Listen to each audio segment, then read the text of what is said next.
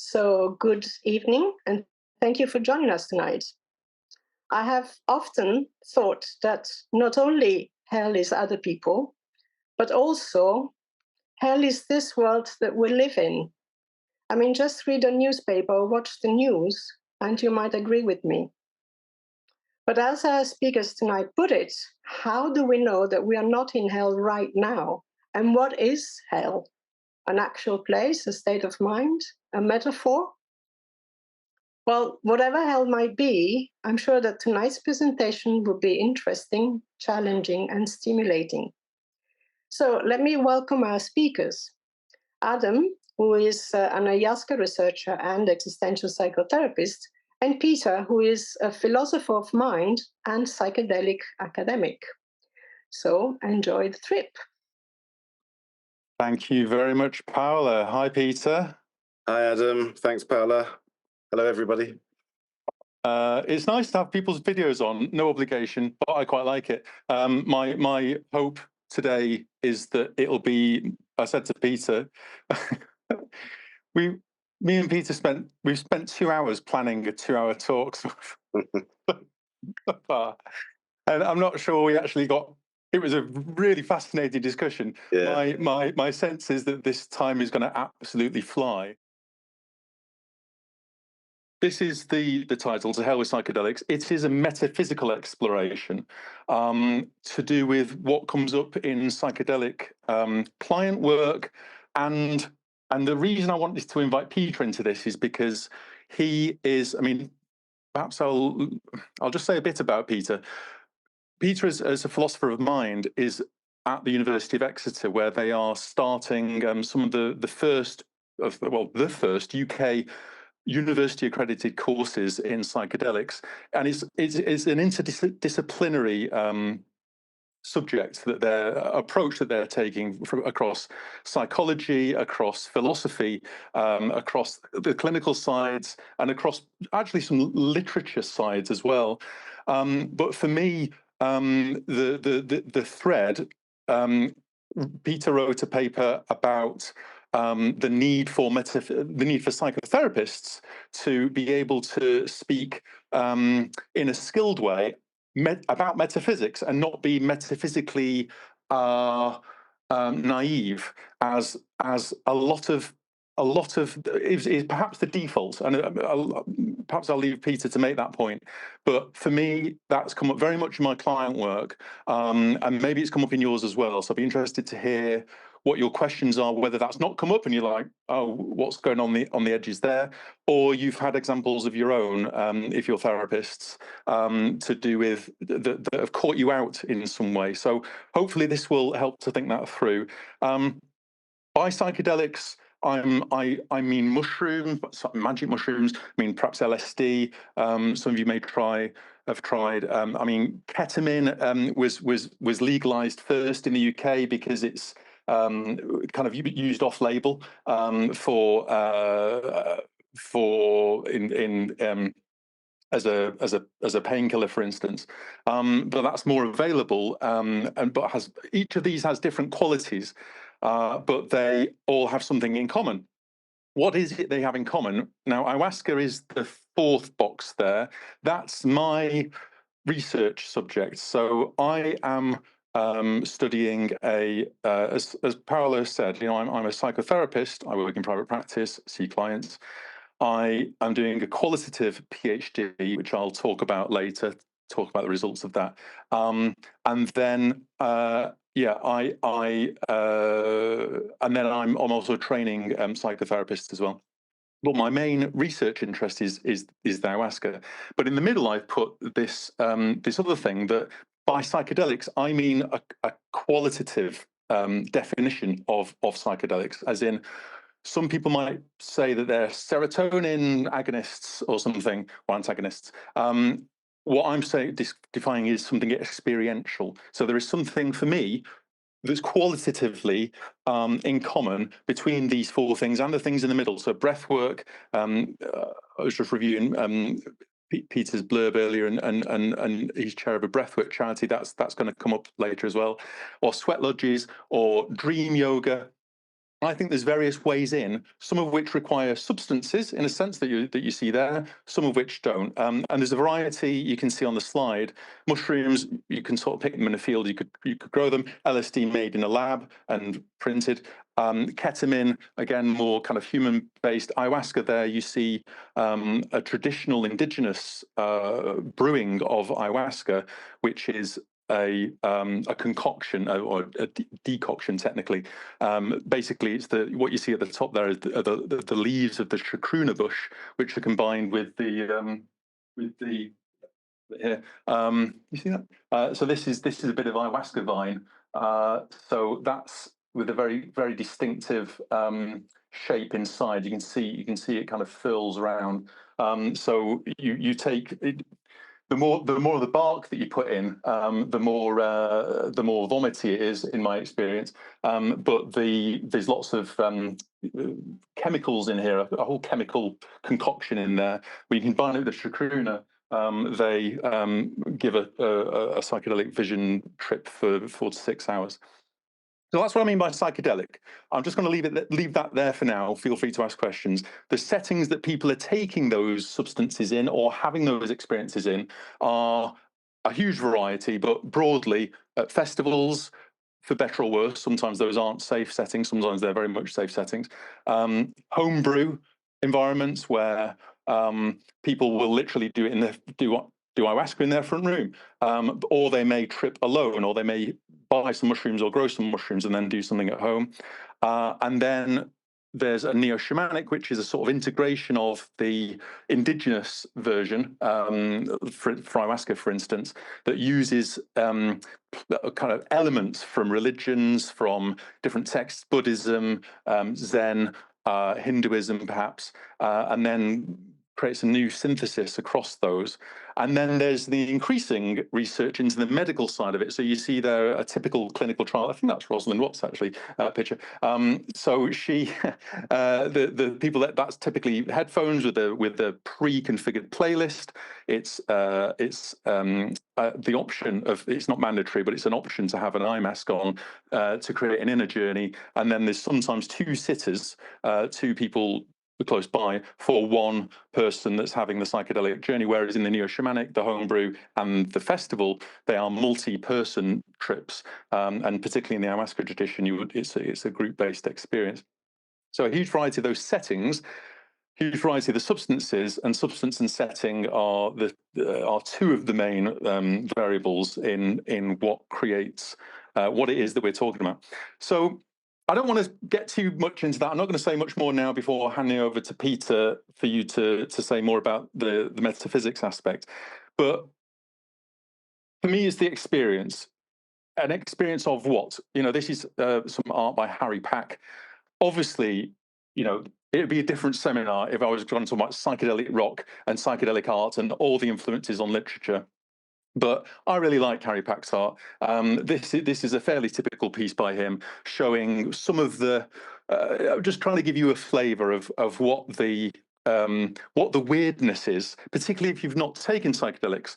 A lot of people, obviously, the legal situation is difficult to navigate. It's changing in Australia and the UK and elsewhere, the Netherlands. But it's still complicated, and there's no simple answer to it. But so I'm including this to anchor this something beyond just my words in a more of a visual. What I'm going to do next is play a couple of minutes of a visualization for the same reasons. So this is static art, but let's make this multimedia. That's an AI-generated form of psychedelic visualization. It's one person's perspective. It's one person's point of view. What I hope to show with that is the morphing. That's very familiar to me in my ayahuasca experiences, of lots of eyes, lots of faces, lots of kind of animals, and then Ganesha, and then spiritual, and then Tibetan Buddhist influences can come in, depending on who you are and depending on what your background is. But there's something the quality of that I quite liked and wanted to get across. So I'm going to come to the audience for questions in 2 slides' time. There's just one idea I want to land now before questions, and then handing it over to Peter, which is, in the medical model, we talk about biopsychosocial, and this sort of a missing, often missing part of what you might call spiritual. In the psychedelic models, we talk about substance, set, and setting. So I've covered some of that in the slides before. Substance and setting. Set is mindset, so the attitude that you go in with.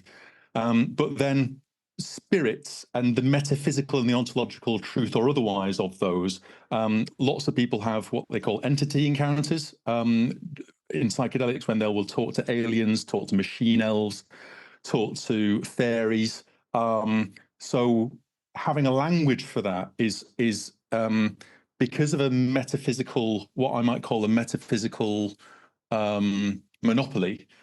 Those can be difficult to discuss. And then in the existential, many of the audience here will be familiar with Unwelt, Eigenwelt, Midwelt, and Überwelt. So that's Binswanger and Emmy van Derzen's model of relates to the kind of physical and the with world and the I world. But again, the Überwelt is what this talk is about, and what can be somewhat missed or left too implicit in our work. The possibility for me is about integration. So I'll put a dividing line down here. The possibilities for integration of if a psychedelic session, as in one with a blindfold on and music, is biological because there's a substance in your body, and then spiritual, but it's not so social and it's not so psychological. There's no talking. But then a therapy session, so a lot of sessions that I do are the therapy session after a psychedelic session, and they can give the psychological insights, and it's fundamentally relational. So there's something about all those coming together in a useful way. I will stop my slides there, Peter. Yeah, there's an interesting historical difference between the clinician taking the psychedelic so as to understand the psychosis of the patient. That was common in the 40s, 50s, 60s, called psycholytic therapy, and maybe you know this already. And then now, of course, the other way around, where the patient takes the psychedelic instead. But there's no reason really why it couldn't return that way as well. And of course, everyone knows secretly those people involved in psychedelic clinical trials or therapy do actually, do generally take the substance. But it's, used to be legal. Now it's not. That's the difference. And that's partly why breath work was created by Stan Grof, or holotropic breath work, because he was using LSD and suddenly he wasn't allowed. And so he developed with Christina Grof, this breath work. It's kind of an amalgamation of different methods throughout the world. And in Esalen, actually, I believe that's where it was formed, right? Actually, I'm going there next year for the first time, so I'm looking forward to that. Sorry, please go on. Sorry, just one more thing, and also the sort of byline as you asked for. For me, my side of it is in relation to psychedelic assisted therapy. The point I want to convey in my slides coming up is that here is a useful place for metaphysics or philosophy. So people often say that philosophers are in the ivory tower and they're not really related to the real world, But here's an example of where we can probably use philosophy in therapy. So that's what I want to push. Good. And I'll just say that there's a parallel with ayahuasca shamanism as well. In indigenous terms, it used to be the shaman that had the psychedelics, and they would communicate with the commune with the spirit world and diagnose, do a transpersonal diagnosis of a problem, but the patient wouldn't drink. Now there's lots of Westerners going to Peru and Costa Rica and elsewhere, so that they drink the ayahuasca. So there's an interesting parallel that who is it that's doing the healing, and who is it that's taking the psychedelics, and who's who within all that. Have you experienced any legal backlash advertising that you work with psychedelics? Yes. Is the simple answer. for instance, you know, I have a page on my website that's very clear about my engagement with psychedelics. It's my research interest, and I'm happy to talk to people about anything they want to talk about. But I don't offer substances. I don't offer anything illegal, right? So that's my line, and I stick to it. And it's worked well for me so far. Others take a different tack, but yes, so for me, it's been more the relationship with BACP and UKCP, where, for instance, BACP banned the use of the word psychedelic for therapists advertising their work. So that they say if you're a BACP member, you cannot use the word psychedelic instead of, you know, psychedelic integration. So I raised a petition about that, and we got a few hundred people to sign it, and they responded. So there are cultural there's tensions in for sure, which are obviously present in the room. But that's all I'll say for now. And another person says, my interest is consciousness, how psychedelics change our understanding of what consciousness is. Right, and I think that squarely leads over to Peter's thing about consciousness, what is mind, what is reality, what's the relationship between mind and matter. So yeah, I think that's probably a good moment to hand over to you, Peter. Yeah, welcome to my world. I get asked what is consciousness about once a week, so I've got some slides on it. Yes, well, thanks, Adam. I haven't met, well, I've met some of you, Graham there, see, and some others, but nice to meet you all. And I've got some slides now about consciousness, about metaphysics and psychedelics. If you're not used to that, it's going to be some things you probably won't understand, and I just can't simplify it further, I'm afraid. So do feel free to stop me and just put your microphone on and say, Peter, can you just explain what you mean by that, or something like that, right? There's a lot of isms involved and whatever, yeah? And I'm happily here to talk. I don't want to just give you a lecture. So please do stop me, and yeah, hopefully we can get a good discussion going. But okay, but I do have slides. So can you see that, Adam? Everyone? Yeah, all good? Yeah, that's good. Okay. So I'm going to be talking about the need for metaphysics in psychedelic therapy and research. I work at the University of Exeter, as Adam said. I'm a philosopher of mind, but I actually work in the psychology department since last year. We've got a big psychedelic group there. We have like a psychedelic colloquium every 2 weeks. We've got currently a PG cert in psychedelics, mind medicine culture, going on online. In September 25, we will start 2 master's programs in psychedelics, interdisciplinary, one online and one in person on campus in Exeter. So if you're interested in that, just ask me later. But this talk is about a paper that came out last year of the same name. It's free online, open access. So if you want details and references, you know, it's all there. And I'm sure, Adam, we can send the link or whatever if it needs to be later. Sure. Anyway, so yeah. Adam has mentioned psychedelic-assisted therapy already. In the last 10 years or so, maybe a bit longer, a kind of general protocol has taken shape, which is of 3 stages. So with a license, you know, a therapist, usually a couple, will prepare a participant in terms of, you know, rapport and so on. They'll obviously screen people and so on and so forth, as in all clinical trials. I should say I'm a philosopher, not a clinician, so this is not really my field, but you know, I'm talking about the overlap. Anyway, second part is the drug intake itself, whatever that may be. So it might be DMT, like they're doing, well, in Britain and, well, Europe, a lot of places now, DMT, psilocybin, LSD, not so much because it lasts a long time, LSD. In Exeter, at the moment, we're doing trials with 5-MeO-DMT, a nasal spray for treatment-resistant depression.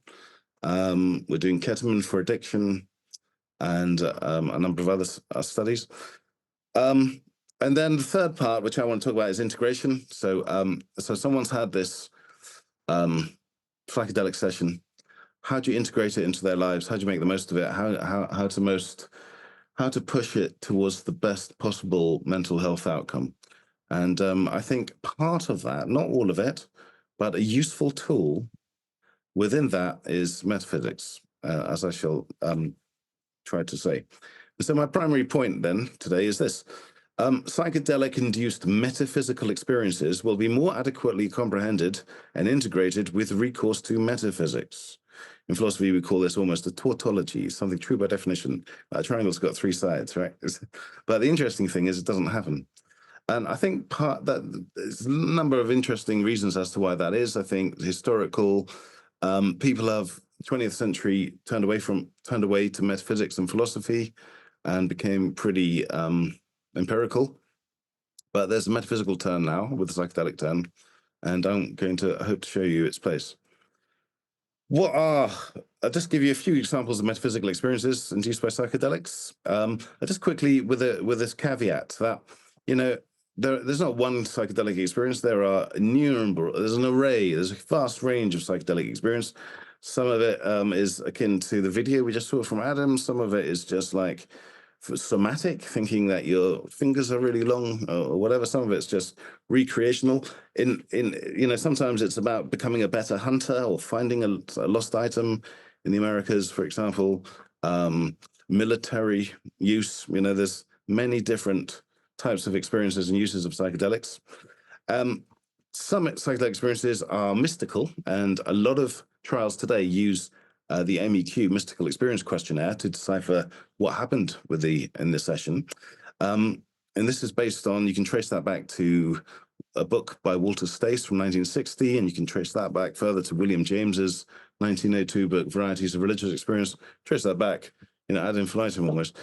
But anyway, there's not, at the moment, there's hardly anything on metaphysics. Now, some metaphysical experiences are the same as mystical experiences, others are not. And there are metaphysics, I teach metaphysics in university. Some of it's got nothing to do with mysticism or psychedelic experience, but like, for example, what is a cause, or what is infinity, or what is impossibility, questions like this. But there is an overlap. And that's what I want to talk about. So here's one example. So this is a metaphysical experience that is not mystical, but it is metaphysical. Induced by psychedelics, if you include nitrous oxide as a psychedelic. It's controversial, but I do. This is from Humphrey Davy, the great Penzance chemist or chemical philosopher. He wrote, nothing exists in green, nothing exists but thoughts. The universe is composed of impressions, ideas, pleasures, and pains. That's after taking 200 pints of nitrous oxide in 1799. Another example, so ayahuasca was mentioned, what Adam's working on. This is a controversial book by Benny Shannon, about just over 20 years old. The Antipodes of the Mind, charting the phenomenology of the ayahuasca experience. But in it, he writes this: overall, ayahuasca induces a comprehensive metaphysical view of things. I would characterize it as idealistic monism with pantheistic overtones. What does that mean? Well, coming up.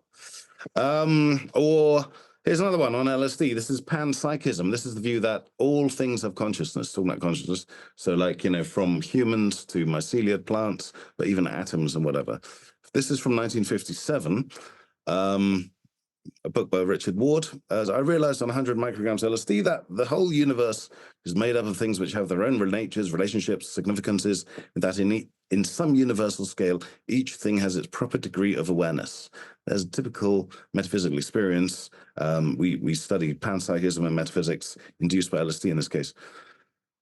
Here's Albert Hoffman, who discovered or synthesized LSD in 1943, or took it first in 1943. He wrote a book in 1979, LSD My Problem Child. It caused problems, apparently, this drug. And in the last chapter, Experiencing Reality, the epigraph, what starts it off is a quotation from Goethe. What more can a person gain in life than that God, nature, reveals himself to him? And by that, Goethe himself is referring to the metaphysics of Spinoza, a great Dutch philosopher, metaphysician, Jewish Dutch, who was persecuted, but then became very, very influential, nonetheless, pantheist. Okay, so that was just some examples of what psychedelics can do. I've got many more slides on that, but we haven't got many more minutes. So what is metaphysics? Well, it's named after Aristotle's book, written about 2,500 years ago, The Metaphysics. In that, he talks about a lot of things, like I said, causation, possibility, modality, and so on. God, even, actually.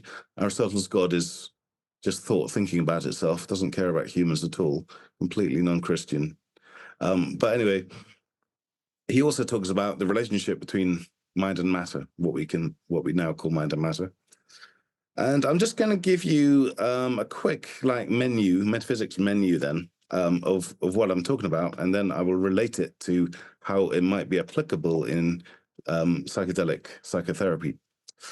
So here's just a non-exhaustive list of ways of thinking about reality, thinking about how mind and matter relate. And I should say that I don't know the answer to these questions. In fact, it's the question really is called the hard problem of consciousness, or the mind-matter problem. There's no agreement on as to how mind and matter relate. There's a lot of different theories, and a lot of people think they know what the answer is, or a lot of people think the answer is obvious, but there's a lot of critics as well, and we see through history how this changes every 20 years or so. But anyway, just a quick overview here now, and now I'll happily take questions afterwards. So here we have the concept mind, we have the concept matter. Maybe they're the same thing, but they are at least different concepts, right? Matter seems to be like, something, physical, spatial, has a certain weight, mass, charge, and so on, gravity. Whereas when we think of the mind, we think of like things such as, like feelings, emotions, when you can't say an emotion is, this 5 centimeters by 10 centimeters, whatever, or curiosity, or intellect, and so on and so forth, right? So we have, at the very least, 2 different concepts of what mind and matter is. What they actually are is very debatable. How do they relate? That's the question. So classically, and I think in many Christianity, many religions today, there's this view of substance dualism. So we have a soul, the mind would here be a soul, and the body would be matter, the body. And so at death, the soul departs the body. Descartes, Plato, very famous for pushing this. We've got a lot of problems there. And now I'm going to go through 4 versions of physicalism or materialism. So in the 20th century, consciousness was such a problem that some philosophers just said, you know what, consciousness doesn't exist. Let's just eliminate consciousness. That caused a number of logical paradoxes. So we moved on. Aldous Huxley, famously wrote Doors of Perception, or Mescaline. His grandfather, Thomas Huxley, pushed epiphenomenalism, which is the view that the brain produces consciousness, but the consciousness can have no effect back onto the brain and body. So there's no free will. Doesn't matter what you think, what you desire, whatever, has no effect on your body and in the real world. I think a lot of neuroscientists still believe this. They don't know the word for it, but they think, obviously, yeah, that's how reality is. In the brain, somehow generates the mind, and that's it. The problem is that a lot of biologists want to have an office for the mind, consciousness, for not necessarily free will, but they want to believe that, like, for example, human intelligence plays a role. There's a reason why we evolved intelligence, the reason why we evolved perceptions, colors, distinguishing colors, so we can act upon the world in a certain way, right? So that's a form of downwards causation. That's why you got the gray arrow there, mental causation. And this is actually pertinent to a lot of psychedelic trials, because some people think there's an argument as to whether the experience itself has psychotherapeutic benefits, or whether it's just purely physiological or physiological, the effects, like, could you therefore create so-called pseudodelics, which have got all the benefits of psychedelics but don't have the experience? Well, I don't think so, but this is debatable at the moment. Anyway, in the mid-20th century, people just thought, you know what, it's not, the brain doesn't produce the mind, the brain is the mind. There was a big argument against that, though, in the 1950s, late early 60s, and people moved away from it back to emergentism. In the last 10, 15 years, panpsychism has been doing the rounds, so some people believe, insects have consciousness. Some people go even further to plants, fungi, and even further down, panpsychism, coined in the 1500s, but common in ancient Greece. Idealism, we saw with Humphrey Davy, it's the view that actually, matter's an illusion. Mind is the real thing, the idealism, it should be called, and everything, everything, all of the matter we perceive is just not real. It's just our way of coping in the world. Kant, Berkeley, people like that. And then there's neutral monism, which is this, that mind and matter are both merely expressions of something more fundamental, the triangle, which, for example, Spinoza called God or nature or substance. There's also a view from Plato and many mathematicians and logicians that there exists a transcendent realm.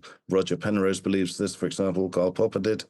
And that's the view that, yeah, there is mind and matter, but there's a third realm, the transcendent realm, and that's where, for example, the truths of mathematics exist.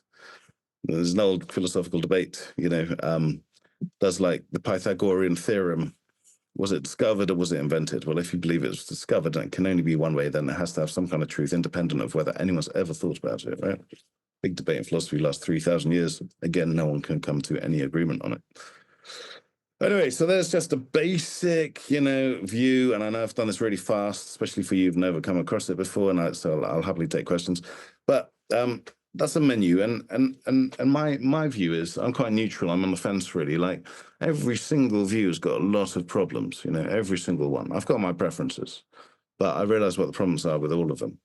And so when we have metaphysical experiences induced via psychedelics or whatever, I think we should remain open-minded as to whether these are hallucinations or veridical, whether they are possibly true. We shouldn't dismiss them. In my paper, I created the same kind of things, but in a matrix here. You can see, again, physicalism, idealism, dualism, monism, transcendent, and all of the different varieties. Panpsychism cuts across all of those, as does theism, belief in God. I won't dwell on that, but you can ask me. Here's a quotation from one of my favorite philosophers, Alfred North Whitehead, who died in 1947.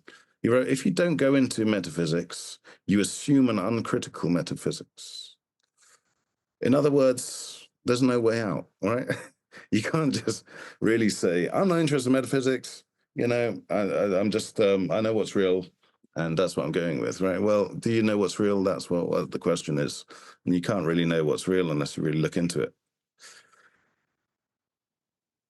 And therefore, the mind-matter problem, how mind and matter relate, keeps the metaphysical options open for interpreting psychedelic experience. So if someone says, they became one with the universe and that universe was God, you might think, well, that's, just, obviously some kind of weird, what are you taking, some kind of bullshit. But, there's actually there's a great legacy of people who believe that and argued for it in a rational case. It's not religious. That's the thing about metaphysics, right? It's not religion. It's not spirituality. All of these positions are argued for. And that's why, in a way, I think metaphysics is perhaps useful here rather than mysticism, because mysticism often is seen as, religious, and it's not part of science and, reason-based practice. But metaphysics is. Okay, so quickly about the application. So my conjecture is this: offering a patient an additional and optional.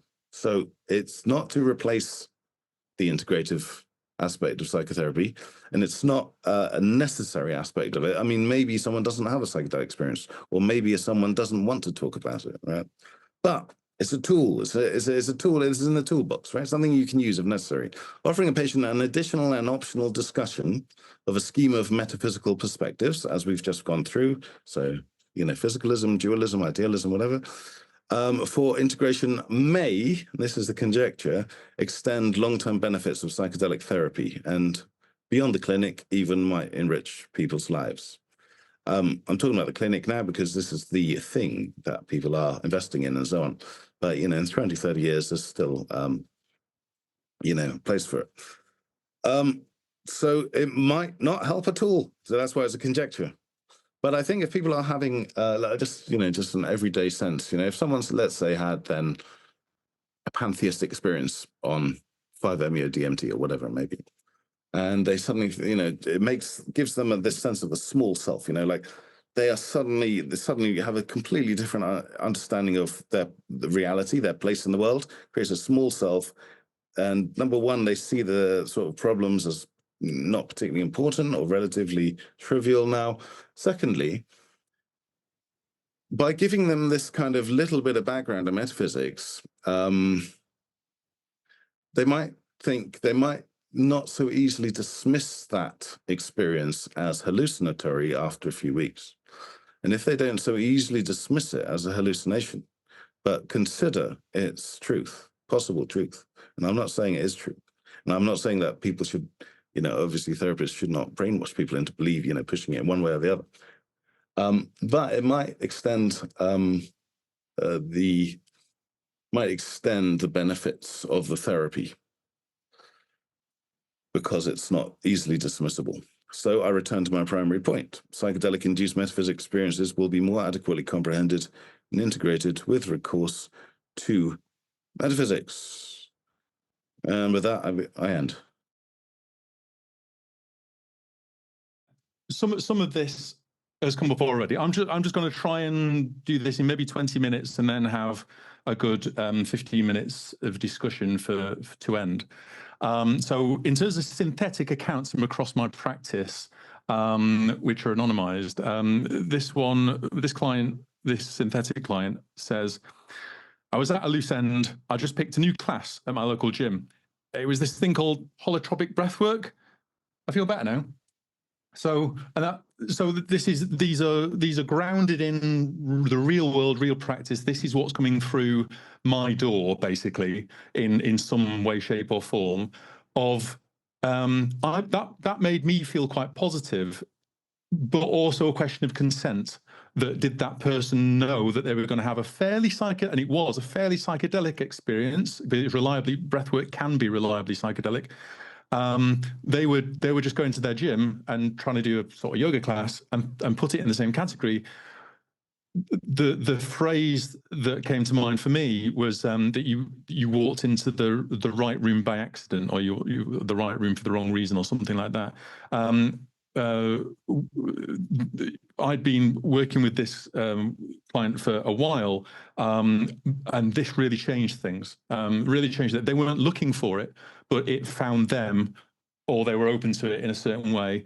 But then also, the metaphysical challenge is very alive in the room then, because they weren't planning, like a lot of people taking psychedelics, they weren't planning to blow their mind wide open in terms of what their metaphysics are. That happened along the way, and then they're not quite prepared for it. And particularly, according to Rich's point earlier, without the metaphysical literacy, without a religious language, there's lots of reasons to criticize religion, but one of the things it does is offer a language. Oh, that's Saint Teresa talking to you. Oh, that's the Hindu god Vishnu. That's one of his 140 incarnations. They offer a kind of ground, almost a weird sort of grounding, which this client didn't have because they kind of stumbled into it. So there's something there. Another client vignette. I took LSD at a festival. My mind became transparent to everyone. And that was 10 years ago, and what they're saying is it's not really changed. That client is very distressed, still thinks that people can read their mind, and this is a not just daily, but a minute by minute awful thing to experience. Does telepathy exist? I remember sitting in one of my ayahuasca circles, and I was mid ayahuasca, and the facilitators sit in the middle, and I needed something from them. I think I needed a top of water, let's say, and I remember very clearly just sitting there and thinking, well, I could speak up, I could shout, but there's music playing, and I just thought very straightforward. Oh, I'll just tell them telepathically. I'll just communicate telepathically to them, and it worked. They got up and came over and brought the water. I was like, yeah. It all made sense in that moment in a way that it doesn't now, or does it? Don't know. But the LSD effect, so set and setting are there, and the long-term distress that this can cause. High dose LSD at a young age, without any preparation, without any, and then it can be sort of too little, too late in terms of the integration that can be offered then, because it's gone too far. And then perhaps the account that you may see the inspiration for this talk. I did a lot of ayahuasca. I think I am stuck in hell, but I'm not. Right? So that's I just invite you for a moment, if you're a therapist, to imagine that happening in a session and what you might do with it.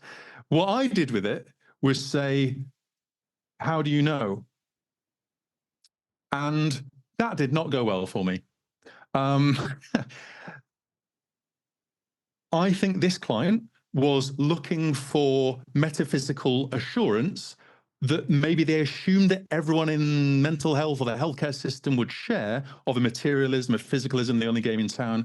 And what they really wanted was just a grounding that, no, you don't need to worry. That's just mad. That's just mad, intrusive thoughts. You don't need to worry about that. Like, obviously, this is what's real. This is solid, like, and they sort of wanted, they seemed to want, this is my analysis, an expert or someone elder to just reassure them about the metaphysics, which I was unwilling to do, because that's not what so back to Michael's point there. My metaphysics then come into play, because that I'm not right is asking, but hey, therapist, what do you think? What do you think's real? Can you tell me? And I fed back a question, which is a question they didn't really want to hear, but they really thought they had got stuck in another dimension. They really, I mean, it's difficult to say if you've not taken psychedelics what that's like, but they really didn't know where they were in the moment I was talking to them, as literally what is real, what is trustworthy. Am I a projection of hell? Am I a demon myself? Are all questions that are in play as far as they're concerned. And it's a very delicate, if nothing else, I just want to communicate to you that it's a very delicate matter. So I'm trying to show there the real in the room impact of what Peter was talking about. This is what's walking through my door. These amongst lots of others of some, some where it goes well. If people are seeking therapy, generally they've got a question, or there's something that's caught them out, and that can be quite urgent. So then there's examples of that as well. Other things that people say, so these are examples from the literature. The question of memory came up earlier. The plant, so ayahuasca, showed me being sexually abused as a child. Was that real? Did that happen? Is this a memory that has been buried? I've buried it because I don't want to look at it, which is a very, very popular idea. But then you've got to be suspicious of that being a cultural idea, that there are memories that you've forgotten. Is it a memory of it's being forgotten? What if it's a fantasy of a memory? What if it's a memory of a fantasy? But let's be clear, and this goes all the way back to Freud, of course, that does really happen, and people don't remember. So I can't tell them it did or didn't happen. And I've had it before with clients where I say, well, the thing is, I don't know. If you're asking me, like, but was that a memory? Can you tell me, a psychology person, expert, how does memory work? Like, just tell me. Again, back to questions. I don't know. I don't know what the reality of that is. I don't know what the truth of that is.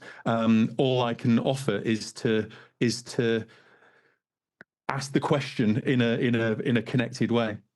LSD at a festival broke my brain and ruined my life. I've had that several times,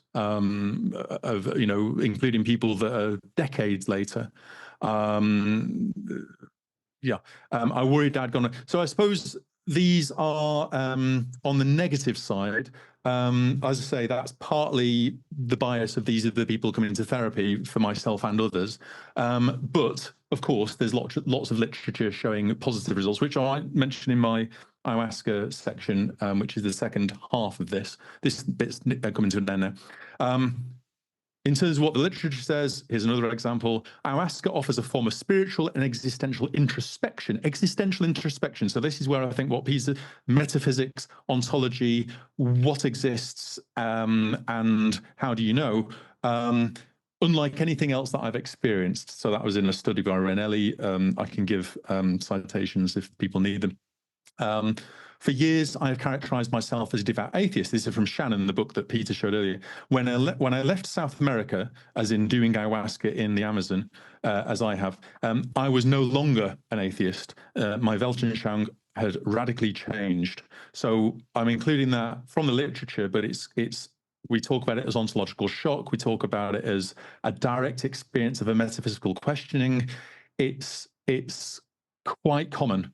There are themes of that, and you may either have that for yourself or it may come up in your client work. I could not, and here's one a variety of religious experience from William James. So William James already been mentioned. For me, a great guy that connects, is kind of father of modern psychology, but also very interested in nitrous oxide and psychedelic experience and the connection to religion, as has already come up. I could not anymore have doubted that God was there than that I was. Okay, God was there. Okay. Indeed, I felt myself to be, if possible, the less real of the two. I think that really captures something. And I think this is someone reporting their experience to William James, not his experience, but being less real than the thing that otherwise would be psychiatrically perhaps discussed as a psychotic break, as a break of consensus reality, seeing something mad, as seeing something unreal. It flips on its head and it becomes, what if that's more real? And that's, I've just hoped to give you a flavor of what that is like to experience, or what that's like to sit with when that's opposite you. Other examples, I love this one. I'm not into angels or any of that stuff, but these beings I encountered, I think they're fucking angels. Brilliant, concise capturing of this type. So the talks about hell, but heaven is absolutely a part of that. Generally, my qualitative analysis suggests that in an ayahuasca experience, I don't know so much about LSD, ketamine, mushrooms, etc., and it's dose and setting dependent, but it tends to be hell that evolves into heaven. Hell into heaven. And before that, it starts with a kind of prototype. So in the first hour of ayahuasca, for instance, there will be kind of prototypical visions. That's what I tried to show at the start with the visualization, that things just morph and these shapes, and then suddenly there's an eye that's crystal clear in abundant detail, perhaps in colors that you never have seen before. But just as soon as you've got a sense of that, that will change into something else. As Peter said, this is only one type of experience, but this person experiences angels,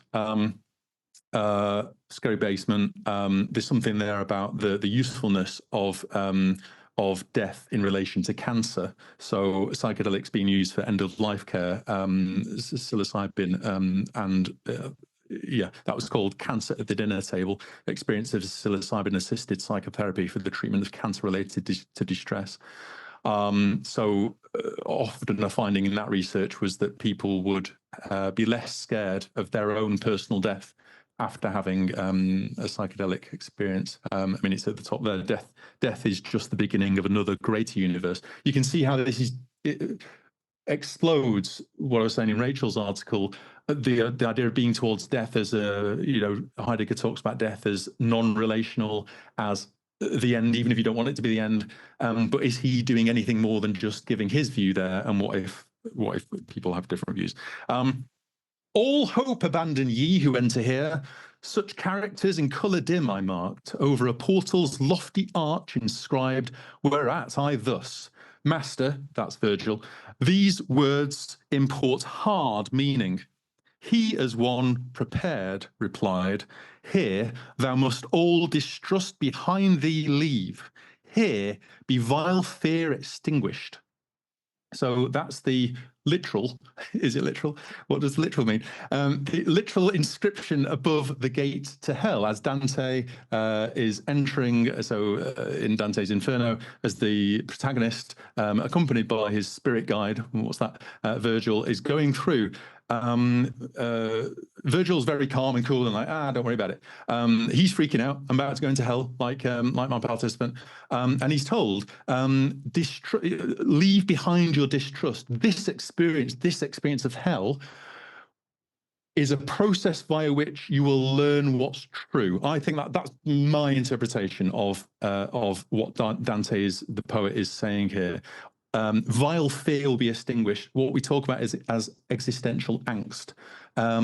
You will come to know through very testing experiences, 7 circles of hell, what you can rely on, what you can't, what's real, what's not, all the different mistakes that you can make.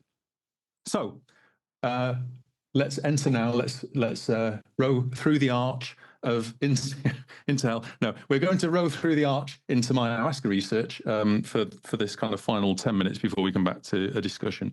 Or should I actually, I'm going to pause there as a section and just invite brief questions if I can, because the next section constitutes a section about my ayahuasca research. I said a series of provocative things. Does that land with anybody? Any questions? What you're saying about the difficulty when someone might try psychedelics and I just noticed a question coming in about treatment-resistant depression. So they go in to treat their depression, what they've conceived of as depression, and then it's a deeply ontologically challenging experience. That's not what they sign up for, and yet it can help in a roundabout sort of way. But is that what they can? So that's the interesting moment for me. That yes, they may get more than they bargain for, but I'll leave the last bit to you, Peter, if you want to come in on that. Well, I was just going to say, with regard to that last question on the chat, in Exeter, we've got Beckley SciTech doing phase 2 trials with a 5-MeO-DMT, as I mentioned, for treatment-resistant depression. So it's a phase 2 trial. We don't know, and it's not just at Exeter, it's around the world. So, to be determined. But when I first heard about it, I mean, I've done 5-MeO-DMT once. I don't know if you've heard of this psychedelic. It's like next level higher than anything I've ever tried before. It's called the God molecule. It's just, you just smoke it and then boom, everything goes white, and then boom, you lost everything. Like you lose your memory, your thoughts, any sense, but something remains, something profound. It's quite shocking. Anyway, when I heard that they were going to use it for depression, I thought, oh, this is crazy. It's not. I mean, it's just not. Didn't seem to me therapeutic. It was just so incredibly awe-inspiring. But I suppose the argument is that, as Adam was sort of suggesting, it's an ontological shock. It smacks you out of your general way of thinking and forces you to see yourself and your reality, I mean, retrospectively, in terms of cognition, in a completely different way. And for treatment-resistant depression, nothing else works. It seems like a last resort. But it will be very interesting, actually, to see the results for this. So, and we'll see that within a few years, I hope. Fascinating. And I just add to end with, does relate to metaphysics. I wrote a paper on Spinozism or pantheism relating to the East and 5-MeO-DMT phenomenology. So they're all deeply interconnected, the science, the metaphysics, the East, and the divine and the cosmic. So, but, it's early days. So, it's a very exciting field, I think, and so much more to explore. So, well, Adam, thanks for organizing this. And Paula, thanks for your questions. Yeah, interesting for me. Yeah, great. Yeah, no, before I hand back to Paula, I just want to say thank you for all the engagement and the contributions for everyone. Really, really, I was excited about this session, nervous about it, but excited, and it's paid off. So, yes, Paula. Same here, very excited. I think we lost track of time. Isn't that metaphysical as well? It's already 2 hours. So if you guys want number 2, I promise we can do it after the summer. So we can see, Adam, we can see your slides and you have your moment of glory and carry on with this incredible discussion. So we've got time, as they say. Yeah? You're well. Thank you very, very much. And thank you, everybody else. And have a lovely evening. And see you soon.